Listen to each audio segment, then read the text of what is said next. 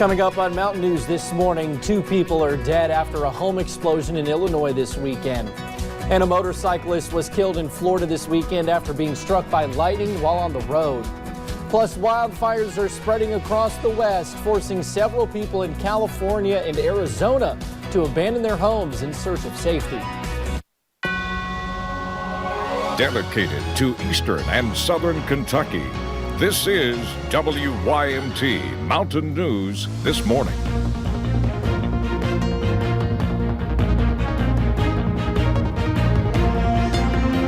Good morning. It is 5:59 on this Monday, June the 10th. I'm Will Puckett. Thank you for tuning in to Mountain News this morning.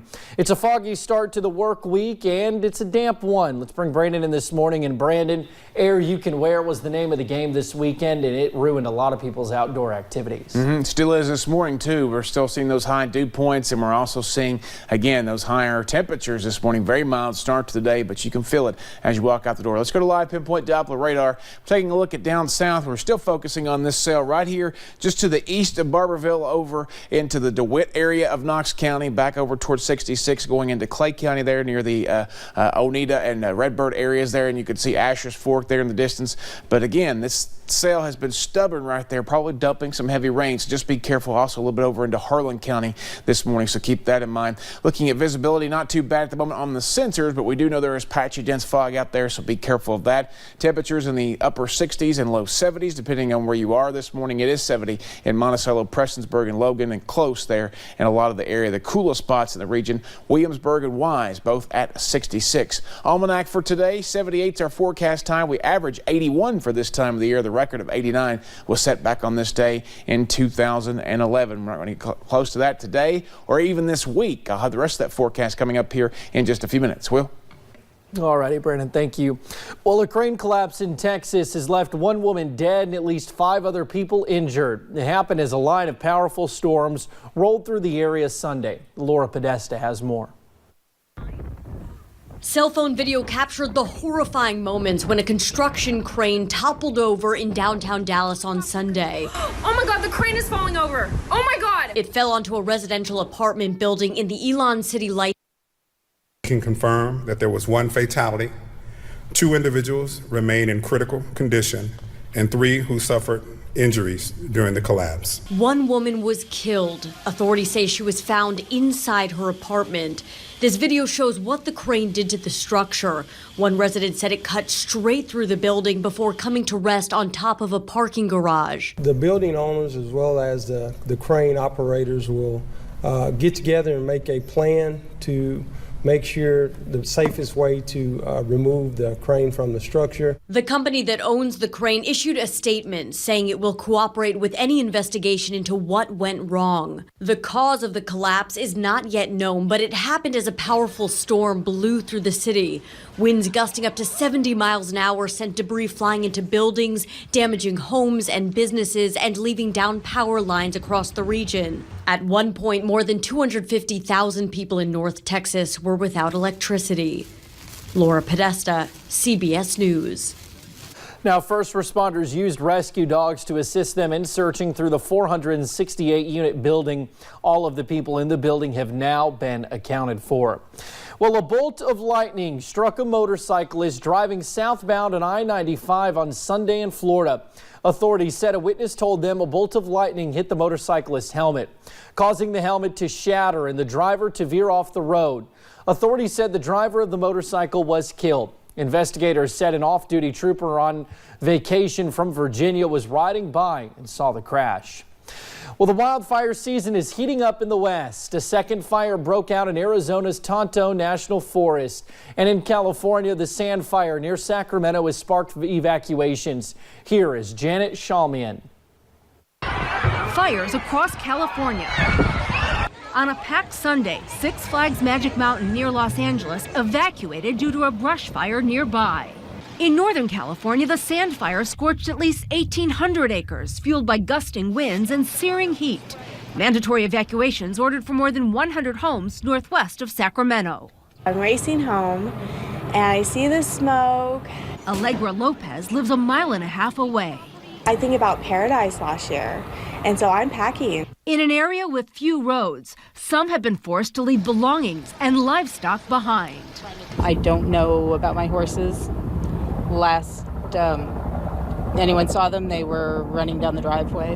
In Arizona, a second fire has erupted in an already burning Tonto National Forest, this one west of Phoenix. And as we hit those triple-digit temperatures, it just makes it more susceptible for that one spark to catch that dry grass on fire and move as quickly as we've seen these fires move. Both fires in the state are charring thousands of acres of wilderness and hiking trails. No homes are threatened. As many as 20,000 people in Northern California were without power during mandatory blackouts as the utility PG&E turned off power as a precaution. An excessive heat watch is in effect through Tuesday. Janet Shamlian, CBS News, Los Angeles. Now, a home explosion has killed 2 people in Rapidy, Illinois. Fairview Fire Department responded to the scene Sunday afternoon, saying they found debris from the explosion in the roadway, tangled in power lines and scattered around nearby homes. Several fire departments in the area worked together to find those inside the home and to extinguish the fire. They say the house was supplied by a propane tank in the yard, but was not close to any natural gas lines. There is no firm cause of the fire that has been released, and rescuers on site said there were no additional injuries. Well, 3 people have died in North Carolina after their car they were in was swept away in floodwaters. North Carolina State Highway Patrol troopers say they got trapped after the car hydroplaned off the roadway, hit a tree, and landed on its side in 6 feet deep water. Officials say the rescue effort was slowed down by heavy rain. The accident is still under investigation. In a separate incident, another North Carolina woman was rescued after being trapped in her car and surrounded by floodwaters. On Saturday morning, Sharon Varner loaded up her car with plants and her dog Brickles to visit her daughter and granddaughter, whose car was totaled in a wreck the day before. Her cautious approach was no match for the floodwaters. I want to warn people if they see any kind of water to be very cautious, because sometimes the road only looks wet, which is what it looked to me this morning. But as I got right up to it, it wasn't just wet. Now, the water swept her car away. After about 30 minutes, another vehicle driving nearby spotted her car trapped underwater. Using a life raft and a rope, first responders pulled Varner and her dog Brickles to safety. A North Little Rock community is trying to figure out exactly how much damage was left behind from floodwaters. It's St. Stephen Missionary Baptist Church in North Little Rock. The church, along with several homes, are trying to figure out how much damage was left behind from those floodwaters. Heavy rain last week caused breaches along the Arkansas River, which was part of what caused the intense flooding. Well, there was a fatal shooting involving Texas police in Fort Worth Sunday afternoon. The police say they were pursuing a suspect who they were told was armed, who was running away from officers after they had pulled the suspect and 2 others over. 2 of the 3 were taken into custody, and the 3rd suspect was found hiding in a nearby truck. Police say shots were fired and the suspect was fatally shot by police. A move not everyone believes was necessary. This is the 2nd police shooting in Fort Worth, and if they can arrest a white man who has a gun without shooting him and killing him, they can arrest a black child without shooting him and killing him, regardless of the situation. They may have stolen a car, but at the end of the day, those are children who are unarmed. There are videos. Now, police say that no juveniles were involved with the incident and that the suspect in question was found with a gun. No information on how many shots were fired or how many officers opened fire is available at this time. Well, Laurel County deputies say a woman was arrested after she knocked on the door of a detective's home while intoxicated. Deputies say Flora Profit from East Bernstadt was beating on the detective's door on Friday night, where she told deputies, quote, "I used meth and jumped out of the car." Profit was charged with public intoxication and trespassing. She was taken to the Laurel County Detention Center. In a Facebook post, an Owsley County deputy says a semi jackknifed and hit his patrol truck on Saturday. The deputy says the semi swerved to try and not rear-end a truck that pulled out in front of it, which caused the semi to jackknife. Other than a few scratches and bruises, the deputy says he is okay. And a winning Powerball ticket was sold here in Kentucky for Saturday night's drawing. It was sold in Louisville. The drawing matched all 5 white numbers, winning numbers, but not the Powerball. That means the winner gets the game's second prize of $1 million. You can check those winning numbers on our website at WYMT.com. Well, just over 46 years ago, one of the greatest horses ever to race made history. It was June 9th, 1973, when Secretariat claimed the Triple Crown, the first in 25 years. His record-breaking run in the Belmont Stakes is often regarded as one of the greatest races of all time. Big Red, as he was called by his owner, blew the field out of the water with a giant 31-length win. Secretariat also set several speed records in '73. His times at the Kentucky Derby and Belmont Stakes still stand.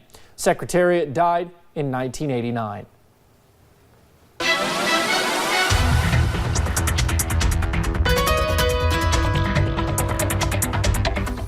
Dry start for some this morning, soggy for others as we take a look at the Mountain Parkway up at Slade in Powell County. Not a whole lot going on right now. Maybe just a little bit of fog off the distance. Maybe that's just cloud cover. It's hard to see from that vantage point. But again, there is some patchy dense fog out there. Be careful. Cloudy skies up on top of Buffalo Mountain this morning. No major issues. A little bit breezy, looks like, up in the higher elevations. So keep that in mind. We're looking at the satellite radar loop for the last 6 hours and more showers trying to develop across the area. We're going to see more of that throughout the day, scattering out with a cold front coming through. Right now, watching some cells going from Knox County through parts of southern Clay County into Leslie County this morning, creating some rain down that way and into southern Campbell County in Tennessee as well. Visibility down to 9 miles there at London, but again, even though it's not showing it on the airport sensors, those airport sensors are in the higher elevations. It's valley fog this morning, so just be careful. Use those low beams and take it easy on the roads this morning. 60s across the area except for Logan, Prestonsburg, and Monticello at 70 as you head out the door. Still dew points very high, so that's going to mean for some muggy conditions. Air you can wear once again today. We'll see those chances for showers and storms back and forth throughout the day. Temperatures top out right around 78 later this afternoon. Will? Well, thank you for joining us on Mountain News this morning. More news is on the way. Just ahead, thousands of people in Texas put on pink and marched for justice for a girl who was killed last month.